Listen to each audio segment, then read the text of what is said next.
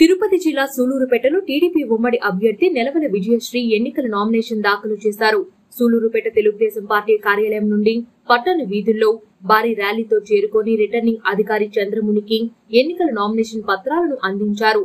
ఈ కార్యక్రమంలో Telugu Desam, BJP, Janasena party నాయకులు, కార్యకర్తలు భారీగా పాల్గొన్నారు.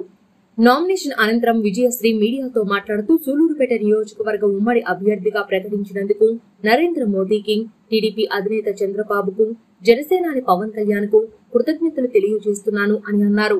నియోజకవర్గంలో విజయం సాధించి చంద్రబాబు ప్రవేశపెట్టిన సూపర్ 6 పథకాలను సామాన్య ప్రజలందరికీ అందేలా చేస్తానన్నారు. సీనియర్ నాయకుల అడుగుజాడల్లో నడిచి సూలూరుపేట నియోజకవర్గానికి సంక్షేమం, అభివృద్ధి అంటే ఏంటో చూపిస్తాను అని అన్నారు.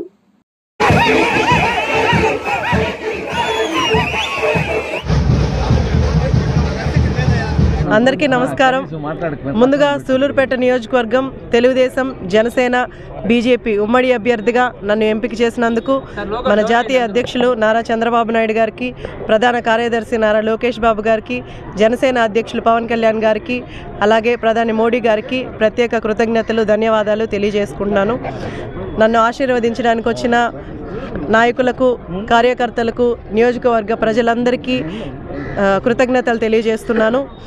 మా నాన్నగారు నెలవల సుబ్రహ్మణ్యం గారు కానీ, అలాగే మామగారు పరసారత్నం గారు కానీ, స్థానిక నాయకులు కానీ, తెలుగుదేశం పార్టీ పాత నాయకులు కానీ, కార్యకర్తలు కానీ అందరూ బడుగు బలహీన వర్గాల కోసమే చాలా పాటుపడ్డారు. వాళ్ళందరి ఆధ్వర్యంలో నడుస్తూ, వాళ్ళందరి అడుగుజాడల్లో నడుస్తూ, వాళ్ళందరి ఆశీస్సులతో, మీ అందరి అభిమానంతో ఖచ్చితంగా సూలూరుపేట నియోజకవర్గానికి అభివృద్ధి అంటే ఏంటో చూపిస్తాము.